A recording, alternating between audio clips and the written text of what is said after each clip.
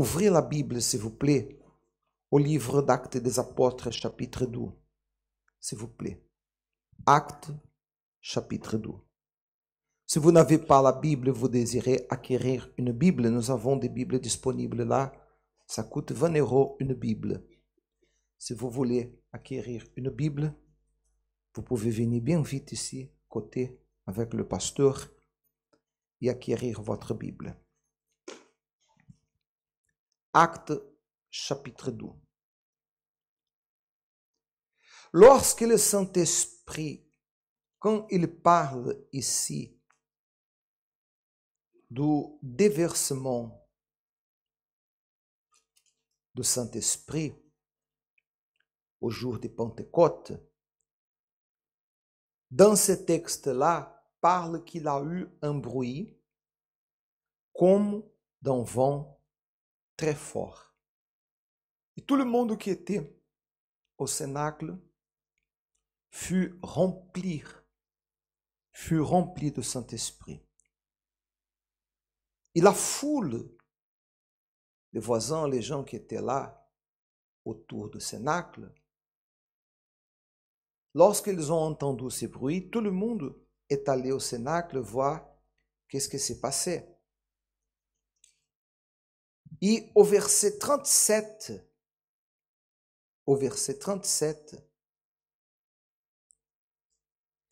Pierre prit la parole. Pierre a annoncé que c'était le déversement du Saint-Esprit. Que ce qui s'est passé là, c'était l'accomplissement de la promesse de Dieu par rapport au déversement du Saint-Esprit. Il a parlé que Jésus a donné la vie sur la croix pour la vie éternelle, pour qu'il soit sauvé. Et au verset 37, s'il vous plaît, dit comme ça: après avoir entendu ces discours,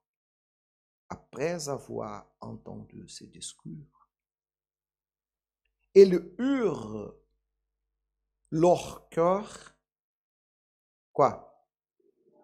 Hein? Vivement touché. Leur cœur était ouvert à la parole qu'ils ont reçue. Malheureusement, pas tout le monde a le cœur ouvert. Malheureusement, la plupart des gens ne sont pas sincères. Ils écoutent la parole de Dieu, mais leur cœur est fermé. Ils écoutent la parole de Dieu, mais ils aiment plus le péché que la présence de Dieu. Leur cœur était vivement touché. Vivement touché. Ils dirent à Pierre et aux autres apôtres: hommes frères,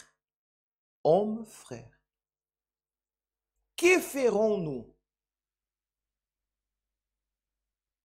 Que ferons-nous? Ils savaient qu'ils devaient faire quelque chose. Ils avaient conscience qu'une fois des paroles ne servent à rien. Malheureusement, plusieurs personnes ont une foi des paroles. Ah, je crois en Dieu. Ils prient en demandant la bénédiction de Dieu. Mais ils ne font rien pour montrer leur foi. Leurs attitudes sont complètement contraires à ce qu'ils disent. Que ferons-nous? Bien. Pierre alors répondit. Pierre lui répondit: répentez-vous. Qu'est-ce qu'il a dit? Hein? Répentez-vous. Répentez-vous. Répentez-vous. Et que chacun de vous soit baptisé au nom du Seigneur Jésus-Christ pour le pardon de quoi? De vos péchés. Et vous recevrez les dons du Saint-Esprit. Quelle est la condition pour recevoir le Saint-Esprit? Quelle est la condition, monsieur, dame? Repentance. Si vous ne recevez pas le Saint-Esprit, ou si vous pensez que vous avez le Saint-Esprit, mais vous vivez dans le péché, vous avez un démon caché. Excusez-moi de vous parler comme ça, mais je ne peux pas cacher la vérité. La personne qui dit j'ai le Saint-Esprit, mais elle vit dans le péché, elle aime le péché, elle a plaisir dans le péché, elle a un esprit trompeur, un esprit d'émotion, pas le Saint-Esprit. Le Saint-Esprit possède une personne lorsqu'il y a la repentance. Et repentance, ce n'est pas un sentiment. Repentance, c'est une attitude. La personne reconnaît son erreur, elle voit son erreur. Elle se répand de son caractère, elle se répand d'être quelqu'un jaloux, égoïste, etc., etc., de faire les choses à sa propre façon.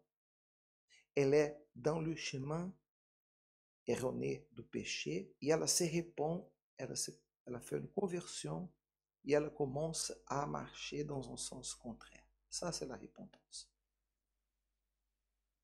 Si la personne ne reçoit pas le Saint-Esprit, c'est parce qu'il manque la repentance. Parce que seulement la repentance sincère, véritable, donne la condition de recevoir le Saint-Esprit. Et le Saint-Esprit est la garantie de la vie éternelle. Saint-Esprit est le seul de Dieu que la personne appartient à Dieu. Si elle n'a pas encore le seul de Dieu, elle n'appartient pas encore à Dieu. C'est ça qui est écrit. Que celui qui n'a pas l'esprit de Christ ne lui appartient pas. Elle peut appartenir à l'église. Elle peut fréquenter tous les dimanches matin, comme on est rassemblé ici, elle peut se rassembler. Elle peut avoir une religion, si elle veut avoir une religion, mais elle n'appartient pas à Dieu. Elle n'appartient pas à Dieu. Pour appartenir à Dieu, il faut recevoir le Saint-Esprit. Le Saint-Esprit, la personne, elle reçoit le Saint-Esprit. Sans le Saint-Esprit, la personne n'appartient pas à Dieu. Et pour recevoir le Saint-Esprit, repentance. Repentez-vous. Le baptême dans l'eau, il fonctionne lorsqu'il y a la repentance. Si la personne ne se repent pas, le baptême n'a pas de valeur non plus. C'est comme prendre une douche seulement. Elle va se mouiller dans l'eau, rien d'autre. Sa personnalité sera toujours la même, son caractère sera toujours le même, elle va toujours vivre dans la désobéissance, elle va toujours imposer sa volonté parce qu'elle n'est pas répandue. Et si elle n'est pas répandue, elle est séparée de Dieu parce qu'elle n'a pas l'Esprit de Dieu. Repentez-vous, repentez-vous, repentez-vous et chacun soit baptisé. Et vous recevrez le Saint-Esprit. car la promessa do Saint-Esprit, verset 39, car la promesse est pour vous. La promesse do Saint-Esprit est pour tout le monde. É pour vous, pour vos enfants, pour tous ceux qui sont au loin et aussi pour grand nombre que le Seigneur notre Dieu les appellera. Le Saint-Esprit est une promesse pour tout le monde. Mais tout le monde désire le Saint-Esprit? Non. La plupart désirent bénédiction. La plupart viennent à l'église pour que Dieu puisse les aider, pour qu'ils puissent avoir une meilleure vie. Raison pour laquelle la personne est dans l'église et ne reçoit pas le Saint-Esprit. Et par plusieurs autres paroles,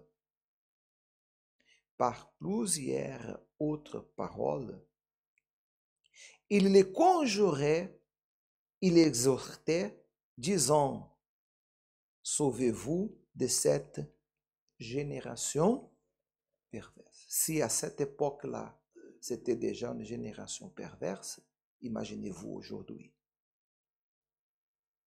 Ceux qui acceptèrent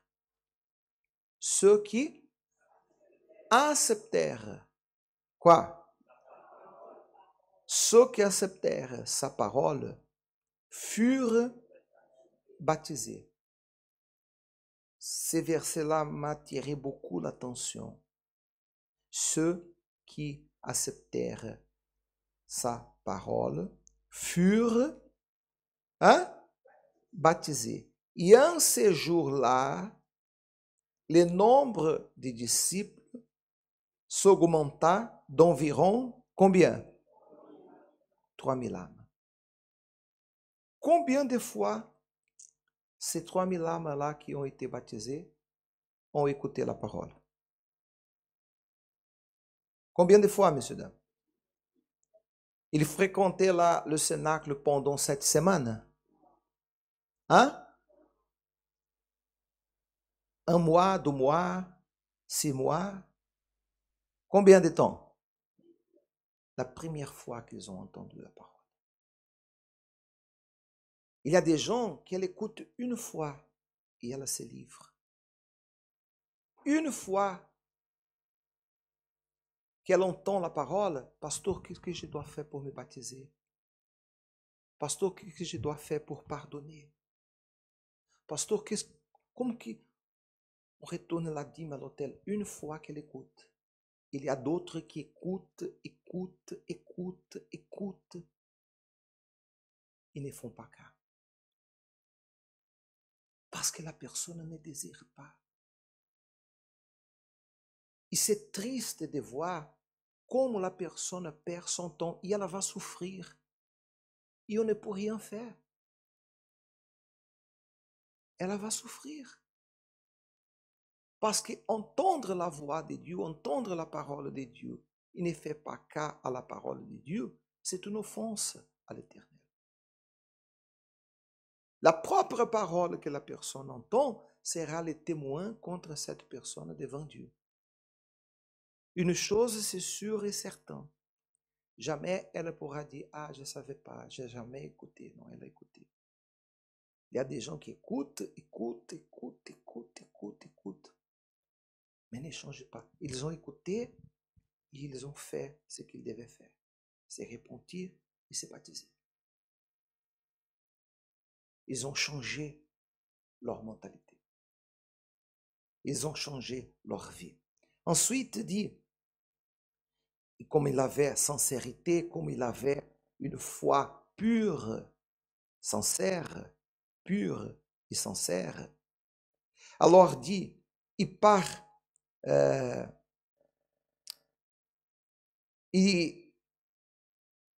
ceux qui acceptèrent le verset 42 maintenant, 42. Il persévérait dans l'enseignement des apôtres, dans la communion fraternelle, dans la fraction du pain et de les prières. Et la crainte s'emparait de chacun. il se faisait beaucoup de prodiges et de miracles par les apôtres. Foi sincère, foi véritable, livraison complète, les résultats, manifestation du pouvoir de Dieu, manifestation du Saint-Esprit, des merveilles, des miracles, des choses extraordinaires, exceptionnelles se faisaient parmi eux. Tous ceux qui croyaient, verset 44, tous ceux qui croyaient étaient dans le même lieu.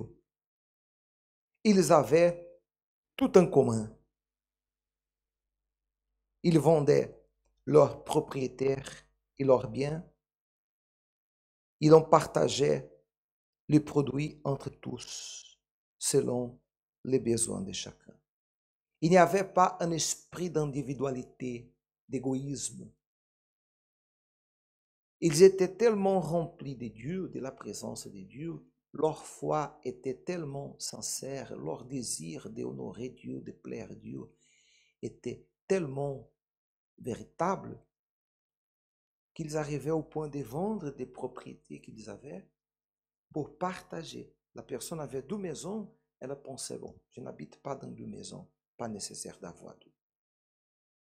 Une, c'est suffit pour moi. Je vais vendre l'autre et je vais partager avec ceux qui n'ont pas condition de survivre.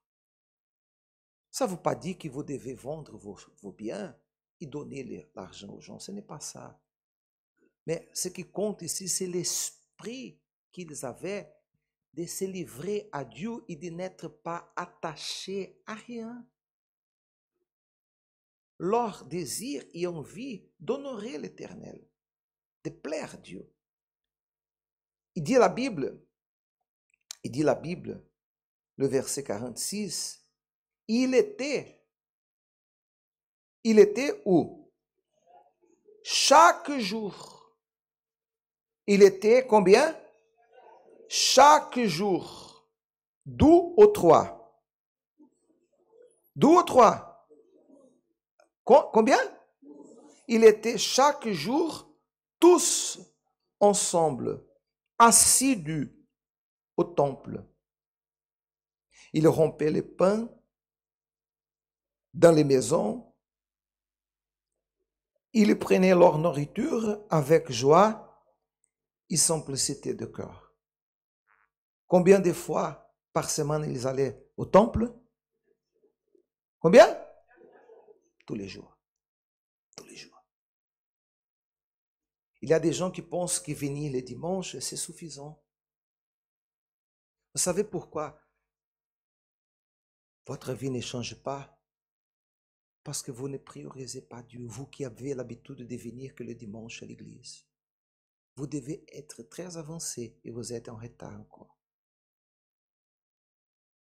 Parce que vous ne priorisez pas Dieu. Il n'avait pas l'esprit qu'on voit aujourd'hui. La personne vient un dimanche sur 12, sur 3. La personne vient une fois par semaine, une fois par mois. Ils étaient tous les jours. Parce qu'ils savaient qu'on a besoin de chercher Dieu. C'est le pain quotidien. Attitude qui fait la différence. J'étais en train de parler ici le jeudi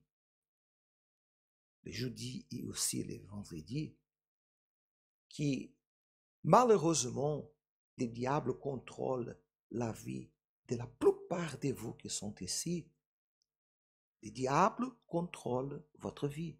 Le diable contrôle votre vie. Ce n'est pas Dieu qui contrôle votre vie, c'est le diable. Et vous souffrez, vous êtes triste, vous êtes abattu, vous êtes découragé, vous vous trompez dans vos décisions. Parce que le mal contrôle, le diable contrôle ici votre tête. Il contrôle votre tête par des pensées. Vous pensez seulement le dimanche aller à l'église et c'est suffisant. Et ce n'est pas suffisant. Vous n'avez pas, malheureusement, la compréhension de l'importance de dimanche, mercredi et jeudi soir, la thérapie. Il y a des gens qui ont un véritable blocage par rapport à la thérapie. Parce qu'elles pensent, thérapie, c'est pour trouver un homme pour se marier. Thérapie, c'est pour trouver une femme pour se marier. Et la thérapie, ce n'est pas pour ça. La thérapie, le jeudi, elle est la réunion la plus importante après la réunion du Saint-Esprit. Parce qu'il y a la réunion que vous allez apprendre à agir dans le mariage, dans la famille, à composer la croix. Qu'est-ce que c'est la croix? Qu'est-ce qui symbolise la croix? Qu'est-ce qui représente la croix? Non, ce n'est pas souffrance, monsieur. Vous voyez comment vous ne comprenez pas la parole de Dieu. Vous voyez comment vous avez des idées. La croix ne symbolise pas souffrance. La croix ne symbolise pas la souffrance. La croix, elle symbolise les 12 commandements. L'axe vertical, aimer Dieu en premier lieu. Et l'axe horizontal, les prochains, la famille. Famille. Si on retire, on enlève l'axe vertical, est-ce que l'axe horizontal se maintient toute seule? Elle se soutient toute seule? C'est la famille. Jamais vous aurez une famille sans communion avec l'Éternel. Jamais. Vous pouvez vivre avec conjoint, conjointe, des enfants, mais ce ne sera pas une famille. C'est la thérapie pour savoir comment agir en famille, comment sauver ceux qui sont perdus. Ils avaient la conscience, plus ils allaient au temple, plus ils seraient remplis des idées, des pensées de Dieu, plus ils allaient développer leur vie spirituelle, leur communion, plus bénis ils seraient. J'aimerais bien si vous comprenez ça et que vous venez à l'église tous les jours. Très vite, votre vie allait changer. Très vite, vous allez voir des prodiges, des merveilles, parce que vous allez changer vos pensées. Moins vous venez à l'église, plus difficile devient ce que Dieu désire faire dans votre vie parce que vous n'êtes pas connecté avec lui.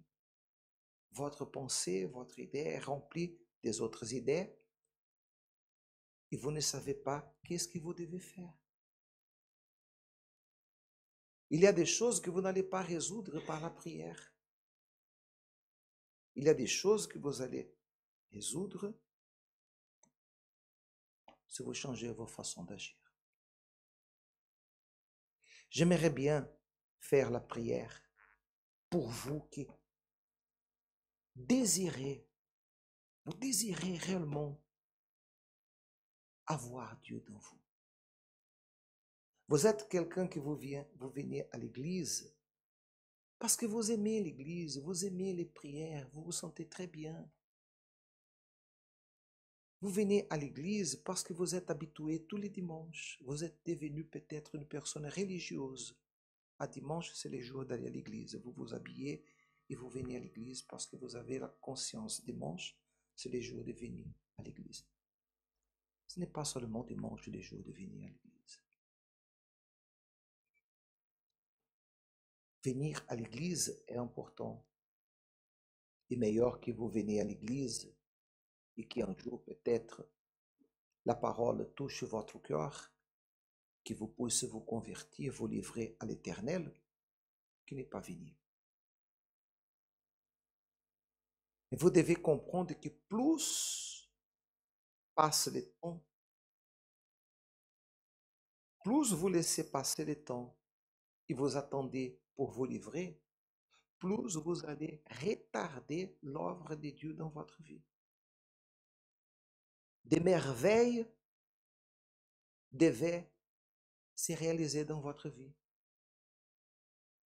Mais vous allez souffrir dans la façon financière parce que vous allez travailler comme condamné et vous n'aurez pas la prospérité. Vous allez souffrir dans la vie amoureuse parce que vous allez passer entre les mains de 1, 2, 3, 4, 5. Vous serez utilisé comme un objet et après, vous serez jeté dans la poubelle et vous allez souffrir pour ça. Vous allez souffrir avec le malheur de vos enfants. Pourquoi? Parce qu'il vous manque le Saint-Esprit. Et ce n'est pas une malédiction que je suis en train de vous désirer. Je suis en train de vous ouvrir les yeux, de vous conscientiser. La plupart de vous, s'il vous plaît, pasteur, s'il vous plaît, la plupart de vous, c'est comme ça. C'est comme si vous étiez en train de dormir. Et je suis là en train de dire, s'il te plaît, réveille-toi. Réveille-toi. Vous qui avez des adolescents, vous qui êtes maman, et que c'est l'heure de l'enfant aller à l'école et vous dites, réveille-toi, allez, allez, réveille-toi, réveille-toi. Il ne se réveille pas. Spirituellement, beaucoup de vous sont comme ça. Je ne suis ici pour vous dédaigner, pour vous condamner, pour vous juger. Je suis ici pour vous alerter le risque que vous êtes en train de vivre. Parce que si vous mouriez dans cette situation, il n'y a pas de salut. Vous allez passer l'éternité dans l'enfer. Merci. Je vais passer à vous les vidéos. Je vais passer à vous les vidéos. S'il vous plaît, pasteur, qu'on a passé le mercredi. L'église qui ne va pas monter. On a passé ce mercredi ces vidéos-là. Je vais finir avec ces vidéos. Pour vous alerter. Pour vous aider. Parce que je désire votre salut comme je désire mon salut. Parce que je priorise mon salut, je désire avec tout mon cœur que vous soyez sauvés aussi. Mais c'est mon obligation de vous avertir. On a parlé de sentinelle cette semaine ici. La plupart de vous n'étaient pas là le mercredi, on a parlé de sentinelle. Que l'obligation de sentinelle, c'est faire sonner la trompette et avertir le peuple que le mal s'approche. Et si le sentinelle ne fait pas son travail, il sera responsable du sang qui est déversé parce que le sentinelle n'a pas averti. Je dois vous avertir. Je répète, je ne suis ici pour vous condamner, pour vous juger. Je ne suis ici pour vous dédaigner. Je suis ici en train d'enseigner, d'orienter pour que vous puissiez réveiller du sommeil de la mort. Amém, mes amis. C'est clair ou c'est pas clair? Tá pronto? Por favor. C'est clair ou c'est pas clair? Ces vidéos-là laissent bien clair ceux qui ne vont pas monter, ceux qui ne vont pas au royaume des cieux. Je ne sais pas si vous êtes inclus dans cette liste. Chacun doit voir pour soi-même. L'église du Seigneur Jésus est en train de monter. Tous les jours, quelqu'un monte. Regardez, s'il vous plaît. Épisode d'aujourd'hui. Les églises qui ne monteront pas.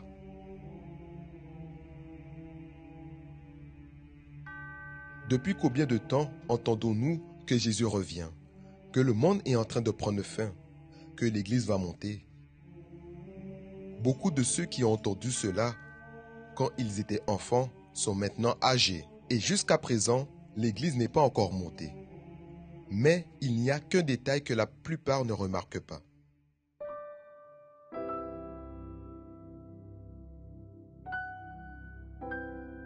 Regardez bien ces visages.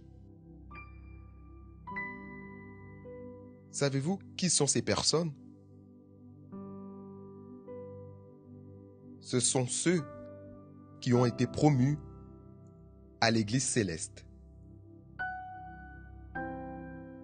D'après une enquête portant uniquement sur les ouvriers, les pasteurs et épouses du Centre d'accueil universel, au cours des 10 dernières années seulement, près de 7000 personnes sont parties. En dehors des membres et de ceux qui fréquentent l'Église, et bien sûr, ceux d'autres églises qui sont également décédés en étant sauvés, dans le monde entier. Vous êtes certainement souvenu de quelqu'un à l'instant. Et oui, l'Église est déjà en train de monter. Peu à peu, Dieu rassemble les siens. Certains ont vécu de nombreuses années. D'autres, peu. Combien de luttes n'ont-ils pas endurées?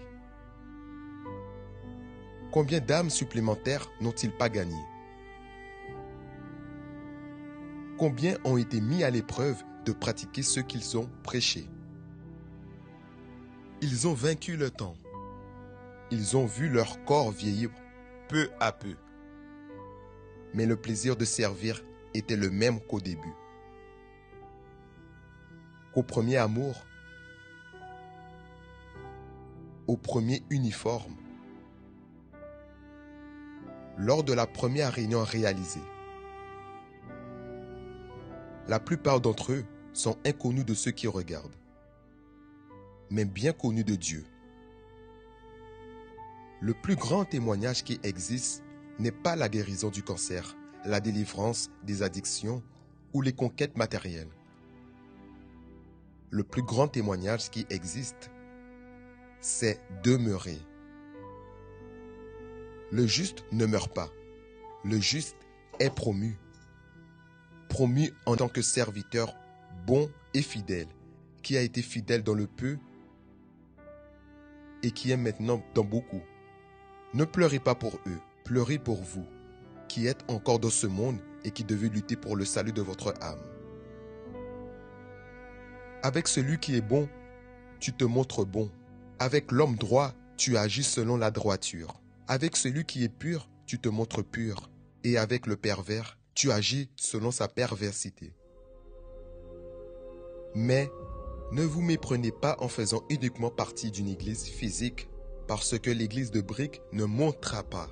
Et ceux qui font uniquement partie de celle-ci resteront en arrière, avec les briques.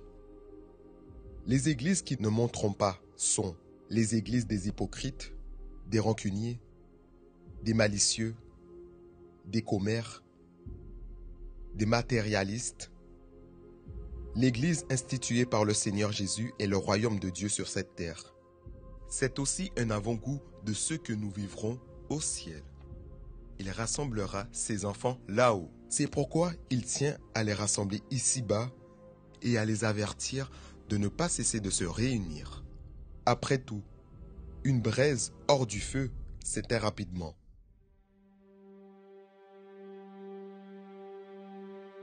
Un jour, toute l'église de Jésus sera enfin réunie des 4 coins du monde, où il n'y aura ni plaque, ni étiquette, ni race, ni couleur. Nous serons tous un avec Dieu. C'est pourquoi luttez jusqu'à la dernière seconde, comme tous ceux qui sont restés et qui aujourd'hui jouissent du lieu des lieux, de nouveaux corps, du véritable repos. Non pas parce qu'ils l'ont mérité, mais parce qu'ils ont persévéré et se sont emparés de la promotion que l'âme désire tant recevoir. Vous êtes approchés de la montagne de Sion, de la cité du Dieu vivant, la Jérusalem céleste, des myriades qui forment le cœur des anges. De l'assemblée des premiers-nés inscrits dans les cieux,